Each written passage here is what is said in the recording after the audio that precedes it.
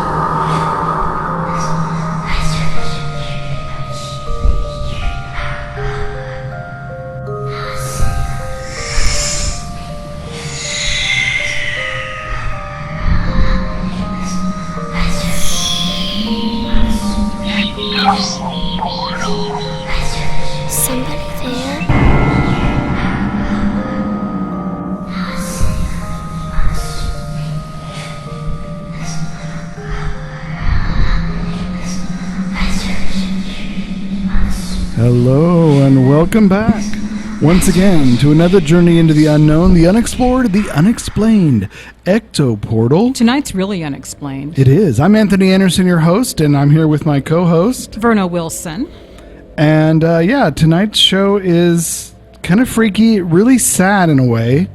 It's the mysterious death of Elisa Lam. I did get it right. It happened in 2013 at the Cecil Hotel in Los Angeles.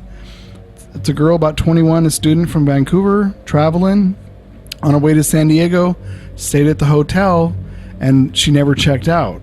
And so that's kind of the mystery.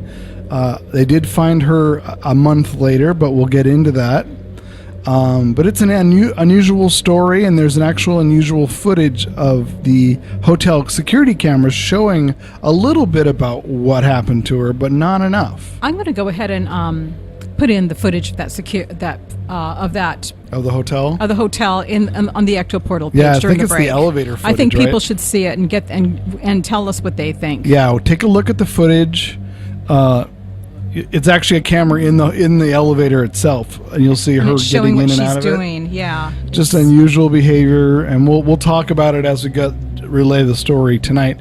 But again, the mysterious death of Elisa Lam is tonight's story from 2013. It was kind of a hot youth hostel, is what it was considered when she was there, which is why she was staying there. It was cheap. And then it became an SRO later when another company took it over. And I'm not sure if it's still open currently, but we will find out in the next break. We'll look it up.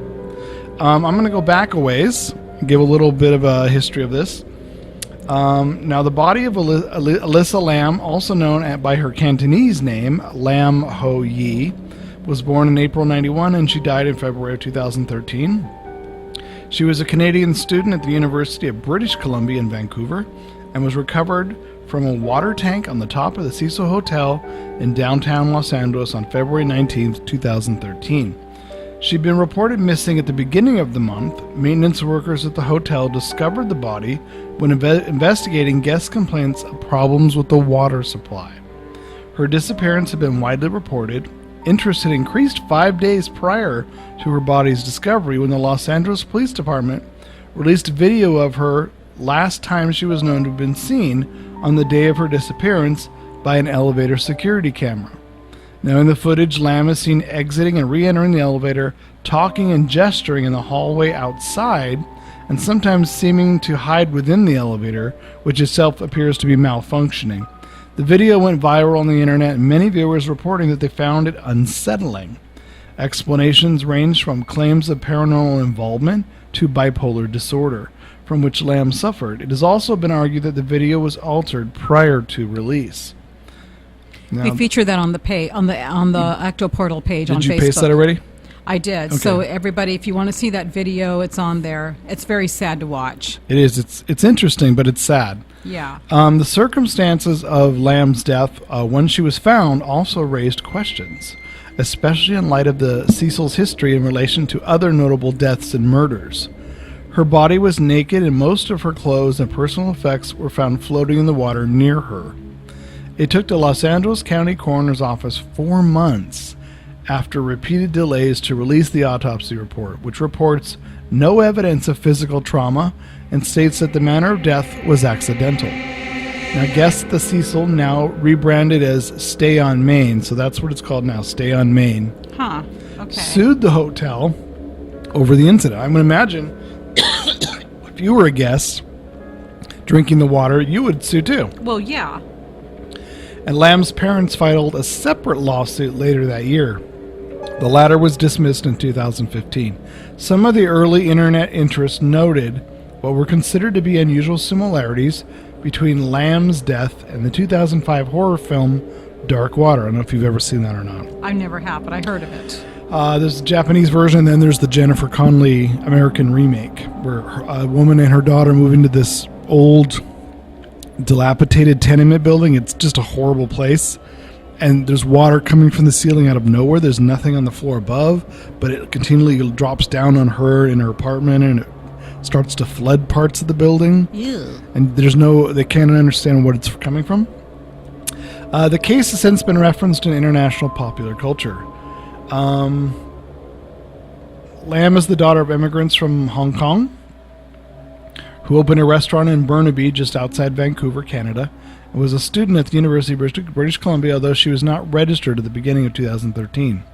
She traveled alone on Amtrak and inner-city buses. She visited the San Diego Zoo and posted photos taken there on social media. On January 26, she arrived in Los Angeles. After 2 days, she checked into the Cecil Hotel near downtown Skid Row. She was initially assigned a shared room on the hotel's 5th floor.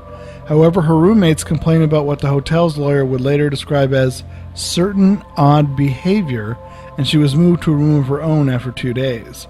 So that's a little flag right there. That is a little. Your roommates in your hostel room are going, this chick's acting weird. She needs to have her own room somewhere else. Yeah, it's already a red flag. Built as a business hotel in the 1920s, the Cecil fell on hard times during the Great Depression of the 1930s and never recaptured its original market as downtown decayed around it in the late 20th century. Several of Los Angeles' more notable murders have happened at or have connections to the hotel. Elizabeth Short, a victim of the Black Dahlia murder, the city's best-known unsolved killing, supposedly made the Cecil Hotel her last stop before her death. It's freaky. It is. And in 1964, Goldie Osgood, the pigeon lady of Pershing Square, was raped and murdered in her room at the Cecil. Another crime that has never been solved. Serial killers Jack Unterweger and Richard Ramirez, the Night Stalker, both resided at the Cecil Hotel while active. There have also been suicides, one of which also killed a pedestrian in front of the hotel. After recent renovations, it has tried to market itself as a boutique hotel, but the reputation lingers. The Cecil will reveal to you whatever it is you're a fugitive from, says Steve Erickson, a journalist who spent the night in the hotel after Lam's death. Lam had been diagnosed with bipolar disorder and depression. She'd been prescribed 4 medications: Wilburton, Lamistal, Seroquel, and Effexor to treat her disorders. According to her family, who supposedly kept her history of mental illness a secret, she had no history of suicidal ideations or attempts, although one report claimed she had previously gone missing for a brief period. In mid-2010, she began a blog named Ether Fields on Blogspot. Over the next 2 years, she posted pictures of models in fashionable clothing and accounts of her life, particularly her struggle with mental illness. In a January 2012 blog post, Lam lamented that a relapse at the start of the current school term forced her to drop several classes, leaving her feeling so utterly directionless and lost. She titled her post, You're always haunted by the idea you're wasting your life, after a quotation from a novelist, Chuck Palahniuk.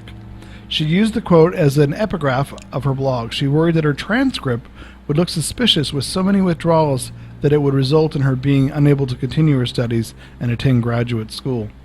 A little over 2 years after Lam had started blogging, she announced she would be abandoning her blog for another she started on Tumblr, Nouvelle Nouveau.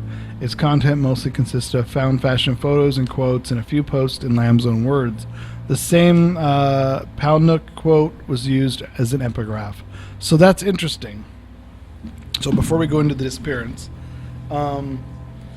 Well, she was on all those medications. 4 different medications. Four different ones. Now, it's interesting that her parents were hiding the fact that she was on medication. And that they allowed her to travel by herself and on medication. Yeah, I don't understand that part either. Why wouldn't she have a companion friend go or with something, her, another student? Make sure she was okay, because you never know how it can screw around with your mind, that all that medication, and especially True. if she got into episodes where she was acting weird. But then again, we assume that because someone's on medication for those things, that's how they act all the time. Well, no, but it was enough for her roommates in the room to quit. Well, who's to say maybe she didn't lose her medication? She ran out of medication. It got stolen, and she just quit. Maybe she quit taking it. That could happen. I could see where she'd start acting weird. Didn't they mention? I thought I read one article. She started taking some new medications right before her trip. Yeah, that's right. And it could have had weird effects. Yeah, and they could have had a weird effect on her. Yeah, that's true. That's always the worst. If you're taking new medication and suddenly you go on a trip, you have to deal with that till you get back. Yeah, so I think it was the wrong time for her to take a trip when she's just getting used to it, because that can cause confusion. Something weird can happen. Yeah, absolutely. I don't know. It's, and if you watch the video, like Verna said, it's on the Facebook page. It's unusual footage because she's in the elevator by herself. She's pressing the buttons continually, a lot of buttons. She walks out of the elevator and looks down the hall real quick, darts back in the elevator, waits a few seconds, then looks back in the hallway again. And then she walks into the hall and almost gestures like she's talking to somebody. Mm-hmm. Like there's actually somebody else in the hallway. And there were apparently, I don't know if I guess there was no cameras in the hallways, which is really strange to me. If you're going to put cameras in a hotel, the hallways and the elevator is your main places, correct? Mm-hmm. Mm-hmm. There were no cameras on the rooftop where they found her body. But you'd think the hallways, the stairwells. I mean, I know it was a divey hotel. It was a hostel. They don't have a lot of money. Well, okay. When I first watched that footage from the elevator, at first I thought, okay, she's probably trying to hide from somebody. That's why she's pressing all those buttons. She's trying to confuse the person. But she didn't seem too terrified to me. You know what I mean? Like someone so desperate to close that door. Right. But she just seemed like casual, like pushing buttons, kind of darting her head out. Like, are they still there? But then she would hide behind the wall, like hide behind and look. Mm-hmm. And then she would peek out there. She would go to the next floor or something, or dart all the buttons, go to the next floor. She would kind of do the same thing. And I thought, maybe she's trying to confuse somebody. She's trying to get away from them, and she's trying to, have them wonder where she is. Like being followed by someone, you mean? Or being followed. But I thought, but she doesn't appear to. But then after a while, it's her behavior becomes really weird, because you would think she's trying to get away after that, and she doesn't appear to be trying to get away. She's just kind of doing the same thing. Yeah. So that makes me think that her mind was altered by something, that because it seems like kind of I hate to say it, psychotic behavior. Well, and it could be there was nobody there, that she was having hallucinations, an episode mm-hmm. where she thought somebody was following her, and she was checking to make sure and trying to get in the elevator to get down. I think it malfunctioned because she literally hit almost all the buttons. Mm-hmm. And there was another theory about it. There's an elevator game, a Korean horror game where you hit all the buttons, and I don't know what the exact game. I heard about that too. And they were wondering if maybe she was trying to emulate that. But it didn't seem like she was playing a game when she did it. Why would she do that, though? Well, she's 21. Yeah. But I don't see it in her situation in this video. It doesn't look like a game. It didn't look like a game. No. No. It looked like she was literally peeking out to make sure that person wasn't still there. And when they finally were there, she went out in the hall and was talking to them.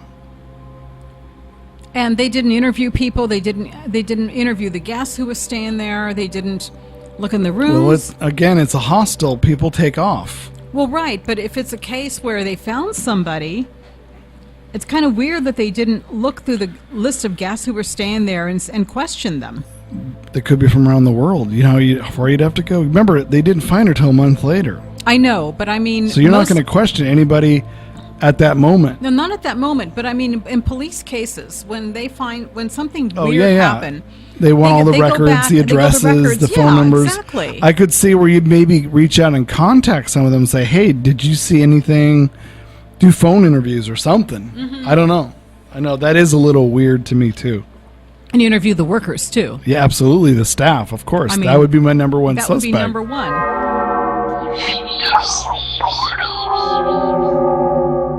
According to investigators, the woman has no history of this kind of behavior, although sources tell KTLA there are concerns about her mental state. Police hope by releasing her picture, it will generate leads into where this young woman might be. We're seeking to get this photo out so we can find Elisa.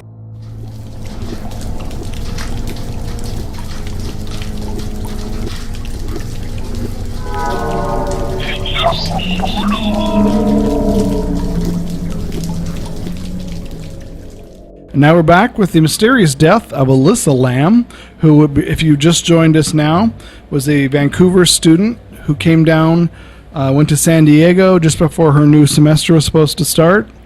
And she stayed at the Cecil Hotel in downtown Los Angeles, kind of a youth hostel. She had some weird activity that they caught on the hotel cameras in the elevator, some weird things going on, or behavior of hers. And she had been relocated. She had roommates in another room, and they thought she was kind of weird or acting weird. And so they put Alyssa in her own room. She was about 21 years old. And if you see our Facebook page for Ecto Portal, you can see that video of her in the elevator and her weird activities, looking down the hall like she's talking to somebody. You know, I was reading, I think I'm kind of jumping ahead of myself here, but I was reading some articles where some people who take ecstasy and some drugs that, some drugs to take when you party, claims that she looked like she might have been on ecstasy or some party drug that she took. And if you are actually bipolar, you take a lot of medication. Now, if somebody's bipolar, tell me if I'm wrong. If you take a lot of those medications and you're taking a drug that alters your mind, that can really mess you up, and who knows. Well, if you're on medication and taking ecstasy, the combination of the two, who's to say what that would do? Yeah. So that's so I mean, if she was doing weird stuff and she didn't really know what she was doing, and she was kind of freaking out by doing that stuff on the elevator, but then again, they would have shown some of that in the autopsy, though, wouldn't they? Yeah, they would. They would have found the chemicals and stuff. The chemicals. So they didn't find that, didn't they? Nope, didn't mention they it. didn't find it. So, right, so you have more on the disappearance? I have more on the disappearance.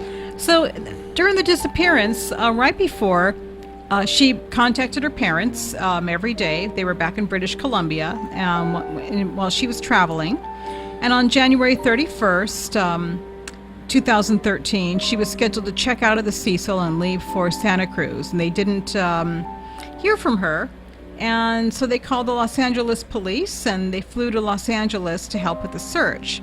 So how long was it that they didn't hear from her until they called the police? I mean, most people wait a little while and think, maybe they're doing something, maybe they're... Every day while traveling, on the 31st of January, she was scheduled to check out and leave, and they didn't hear from her.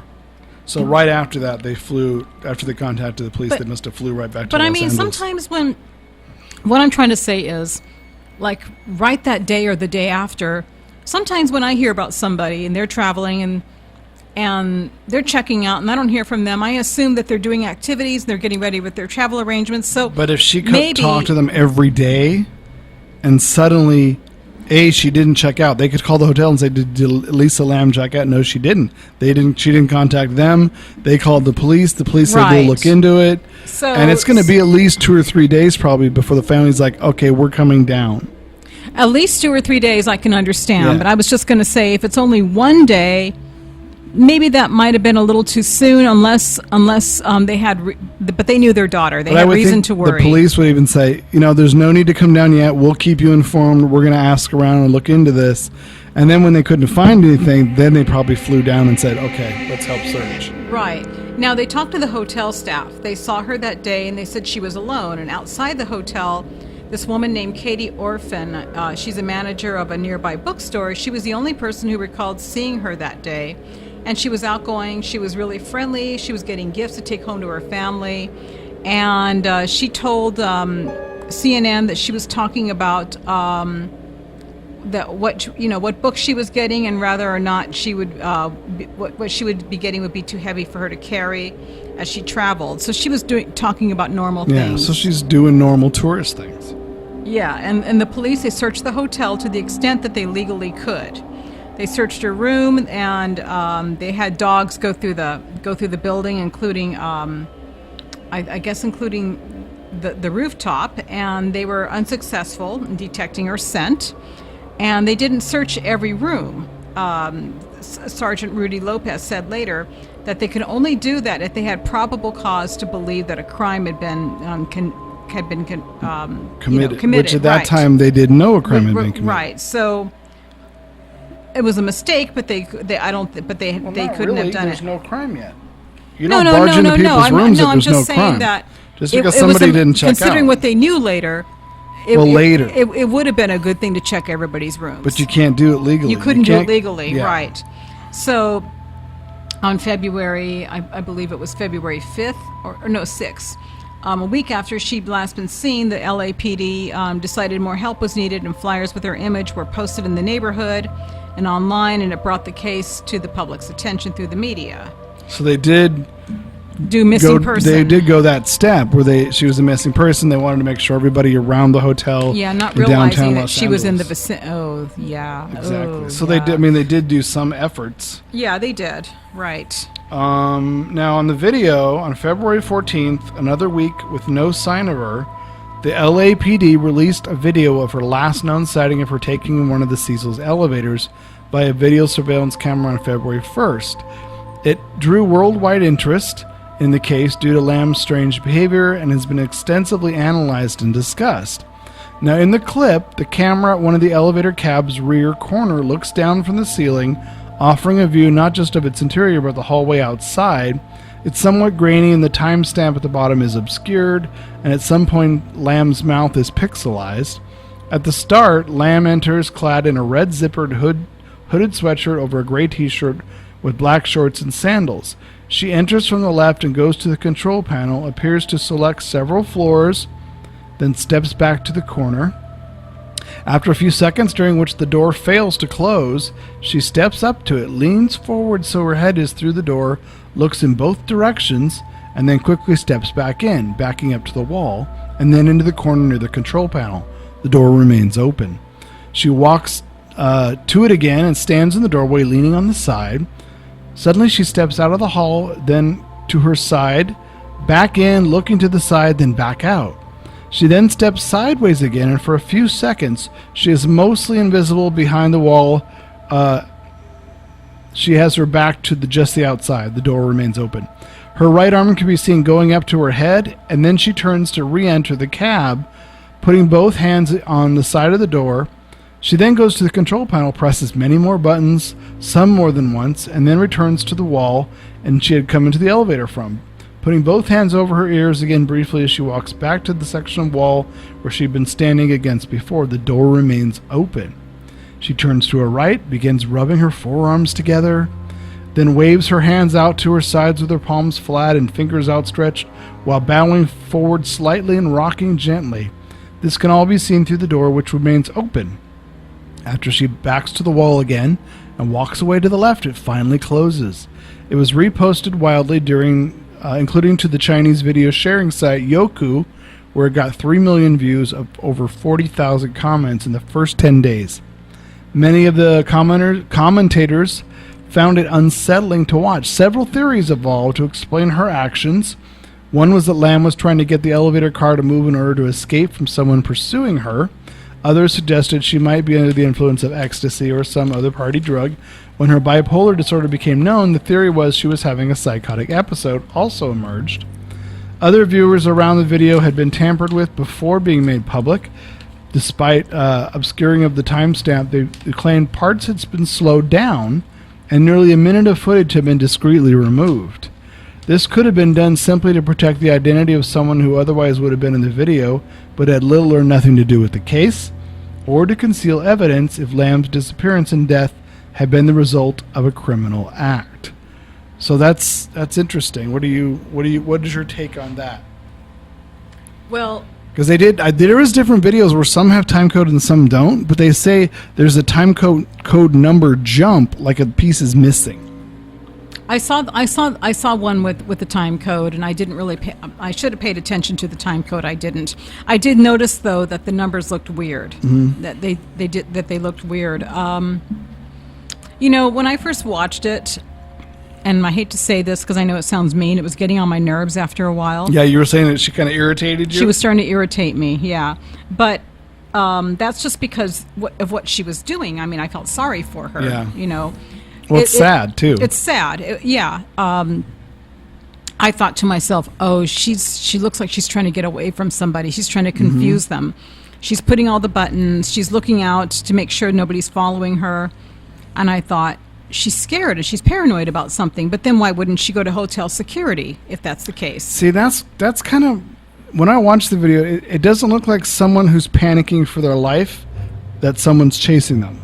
Right. It looks like they're worried and agitated and want to get away. They want to get away, yeah. But it doesn't look like someone who feels like their life's in danger either. Right. So at first it looks like that. But then she keeps doing it, and she keeps doing it, and if she's really trying to get away from something, she's not doing a very good job. Wouldn't you go for the stairs? I mean, unless the stairs are only... But there would be more than one exit out different ways. Right, so she's not doing a very good job. She's just sort of...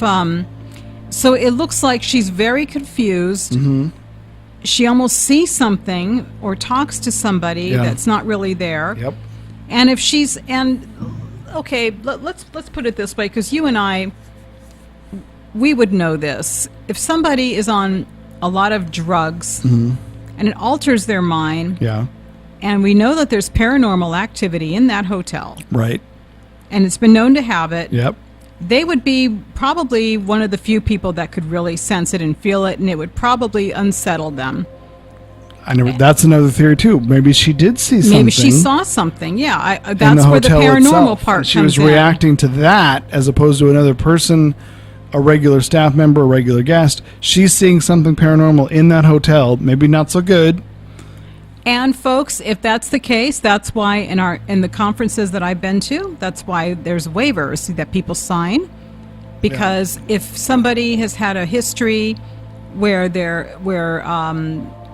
something like that unsettles them, could be a trigger, a snap effect, or something like that. PTSD. You can't be liable. Yeah.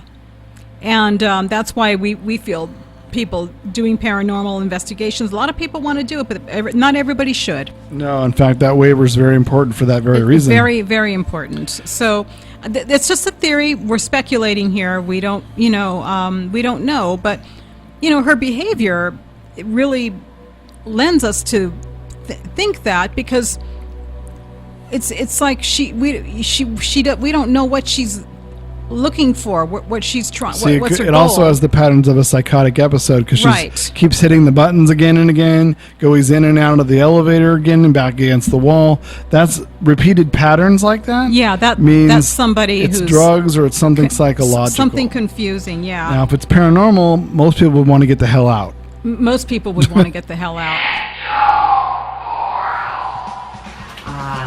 And that's when I discovered that those posters of the missing girl was up there, her nude body in the tank. It was a bit unnerving. And I called the hotel and said I had a reservation for that night and I needed to cancel it, because they were having difficulty retrieving her body. I just saw a number of firemen up on the ladder down into the tank, and I think they were trying to retrieve the body at that time.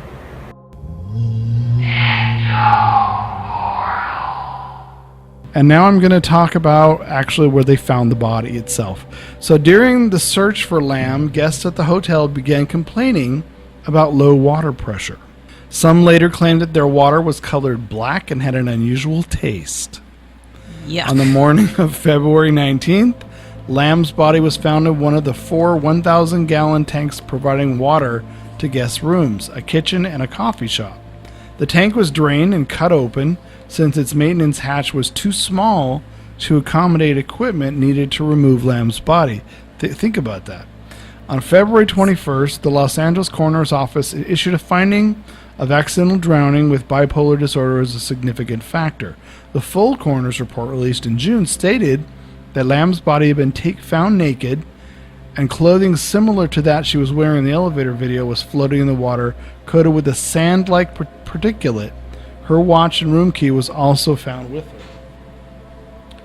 her. Lamb's body was moderately decomposed and bloated. It was mostly greenish, with some marbling evident on the abdomen and skin separation evident. There was no evidence of physical trauma, sexual assault, or suicide. Toxology tests, incomplete because not enough of her blood was preserved, showed traces consistent with prescription medication found among her belongings, plus non-prescription drugs such as Sinutab and ibuprofen. A very small quantity of alcohol was present, but no other recreational drugs. Now you said theories on the top theories on what people thought. Yeah, right? what people thought about that. My opinion about those water tanks, about her being found in there. Okay, the first theory here was that she was murdered by a hotel employee. And I feel that that's very probable. Yeah, because, I do too. Because how else would she have gotten in there? She was so messed up with that elevator, with the buttons back and forth, doing the same thing over and over again. I don't think she even had enough strength or stamina to even go up those tanks and jump in or something. Well, they said they couldn't even get enough. It wasn't even big enough to get equipment in to get her body out. So you got to think, how did she get in there? Right, exactly. So it had to be somebody from the inside who knew enough about those tanks to throw her, and they had to put her in it. She had her stuff with her. Yeah. So I mean, it wasn't like, oh, let's just dump her body there and leave her clothes where they were. No, they stuffed everything. I can't imagine. And her no clothes on. She had clothes on right before that. So something happened. But you got to think though, if you have on drugs and you say, I'm gonna go swimming, and then take all your stuff in and you're swimming and you drowned, I could see that happening too. Well, that's true. But how would you know there's water in there? How would you climb up? That's the thing. Okay, so here's about the hotel, about a hotel staff member. They say that there's no conclusive evidence she was murdered, but there's nothing to prove that she wasn't. The hotel attracted serial killers before. What's to say there wasn't one working there during her stay? Someone who knew she was traveling alone had access to her room, someone who had keys to the roof and the alarm code, and someone who knew where to stand in order to stay off the camera and had access to all the footage, perhaps doctoring it later. As far as her reason for pushing a bunch of buttons, young travelers are often encouraged to do that in situations to throw off their attacker. If the elevator is hitting multiple floors, the theory goes the attacker won't know which one their victim's on. Now, the other theory is that her death was inspired by the movie Dark Water, which you talked about earlier. Yeah. They were wondering if it's a case of life imitating art, perhaps. They said that her death could have been caused by someone trying to imitate the Hollywood film. And not only did the film depict residents of an old haunted building complaining of foul-tasting dark water coming from their taps, but in both cases, both instances, there was a girl decomposing in the water tank on the roof. So if that's not creepy enough, they say if that's not weird enough, the film's main characters are a mother named Dahlia and her daughter named Cecilia, like the Black Dahlia and the Cecil Hotel. There's also elevator malfunctions, and young Cecilia can be seen talking to thin air in the elevator because her imaginary friend is there. Kind of a weird, That's just weird. Okay, here's the other theory. She was assassinated over a government project. That one sounds a little far-fetched. Yeah, conspiracy theory, yeah.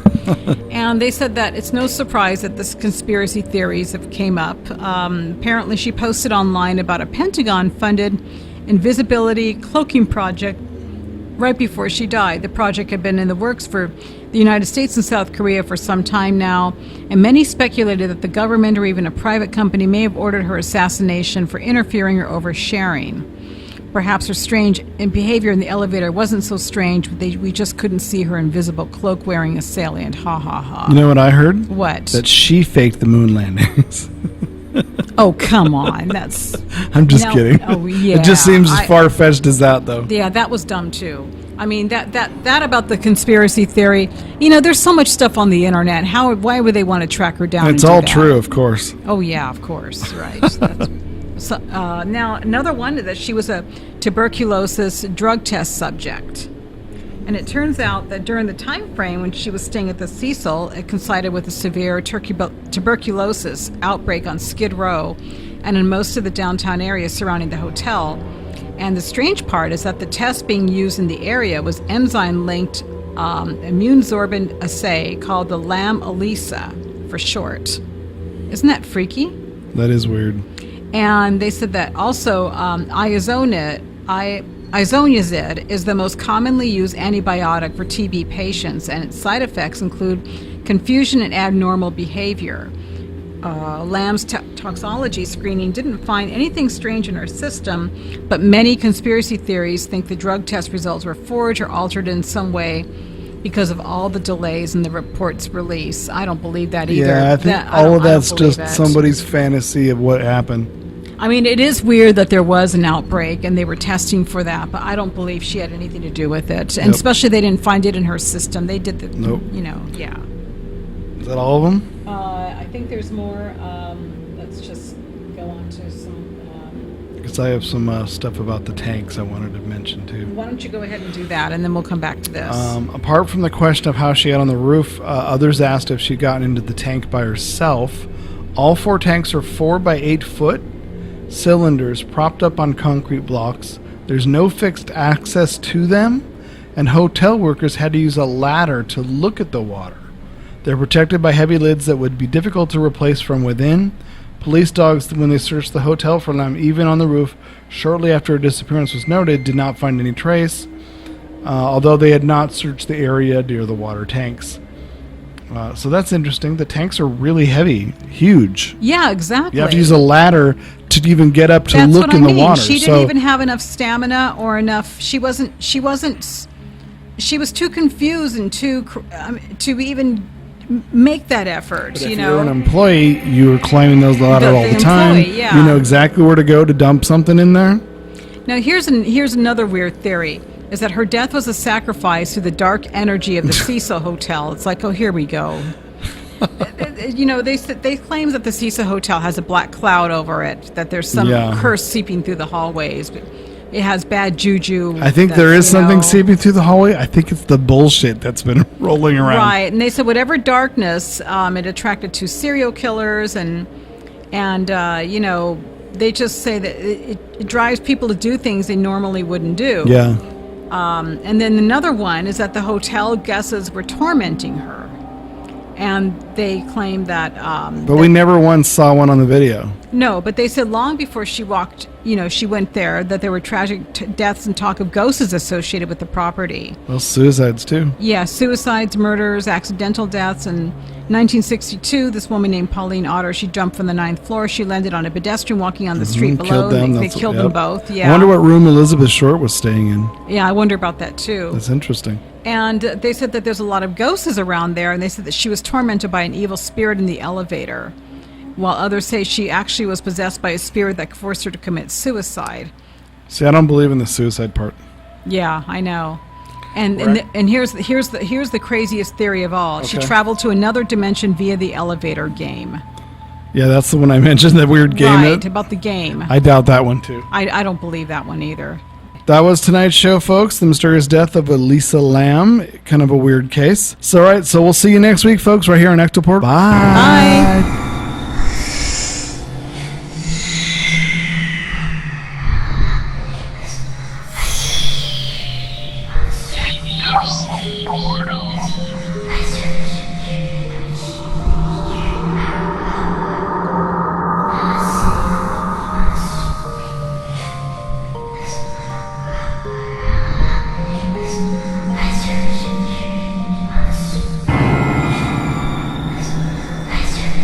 Royalty-free, copyright-free music by Kevin MacLeod and Ross Bugden.